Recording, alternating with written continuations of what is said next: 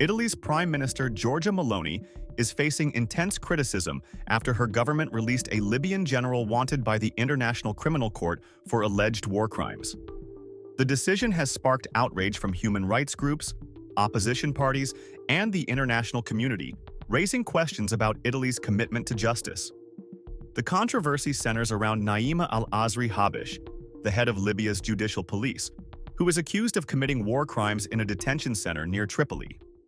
As director of the infamous Mitiga prison, Habish allegedly oversaw systematic abuse of migrants, including murder, torture, rape, and sexual violence.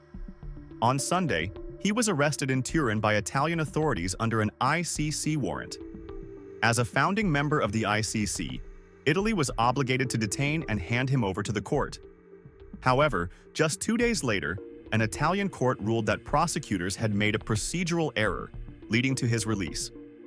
Habish was then flown back to Libya on an Italian government plane, where he received a hero's welcome in Tripoli. The ICC has demanded an explanation from Italy, but so far Maloney's government has remained silent. Meanwhile, the backlash has been fierce.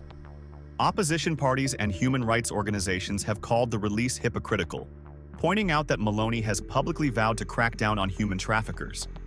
Yet, when a figure accused of heinous crimes was arrested on Italian soil, he was swiftly returned home, rather than being prosecuted. The decision appears to be tied to Italy's broader strategy on illegal immigration. The Maloney government relies on Libya's cooperation to block migrants from reaching Europe, as part of a 2017 agreement. Libya's role in securing its borders has significantly reduced the number of migrants arriving in Italy, which had been one of the key promises of Maloney's administration. However, Libya's detention centers, where migrants are held before deportation, are notorious for human rights abuses. This has raised serious ethical concerns.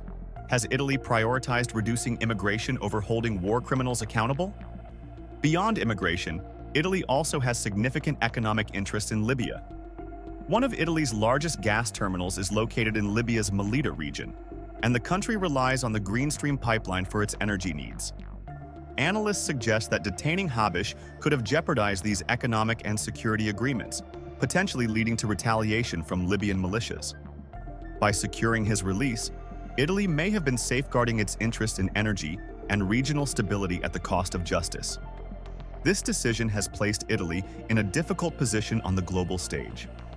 The move raises concerns about whether international law is being undermined by national security interests, with the ICC already struggling for credibility amid ongoing conflicts in Gaza and Ukraine.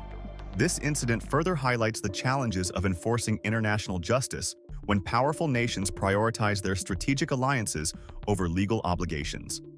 Moreover, the involvement of Italian intelligence services in Habish's release has added another layer of controversy. Intelligence agencies manage Italy's relationships with Libyan militias, making the incident a stark reminder of the complex and often troubling alliances formed in geopolitics.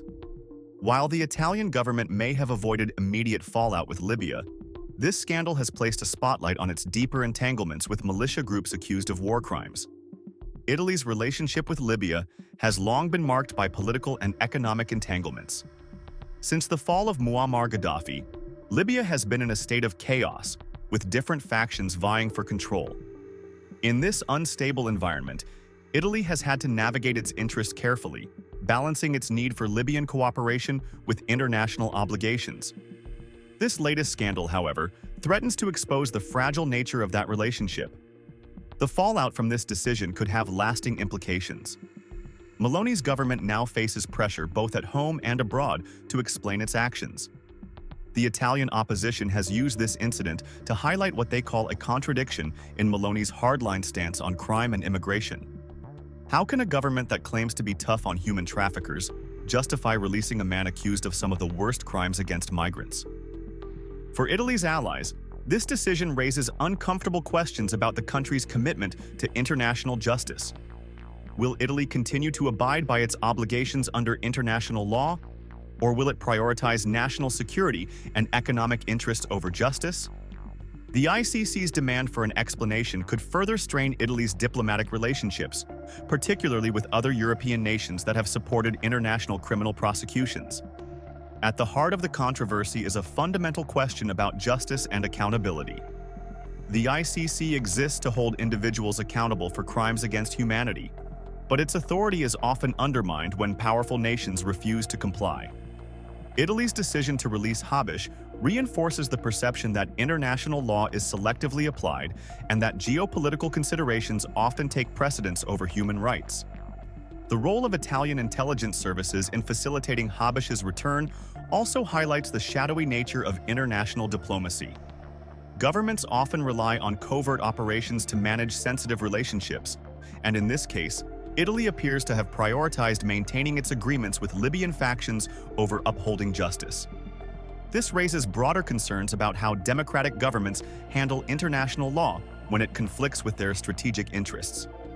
As the backlash continues, Italy's government will need to decide how to respond. Will it attempt to justify its actions, or will it acknowledge that a mistake was made? The ICC's demand for an explanation is unlikely to be ignored, and Italy's response could shape its standing in the international community for years to come. Ultimately, this case serves as a stark reminder of the complexities of international politics. In a world where national interests often clash with moral obligations, decisions like these reveal the challenges of balancing security, economic priorities, and justice. As the controversy unfolds, one thing is clear. Italy's handling of this case has sparked a debate that goes far beyond one individual's release, touching on the very nature of international accountability and the true cost of geopolitical alliances.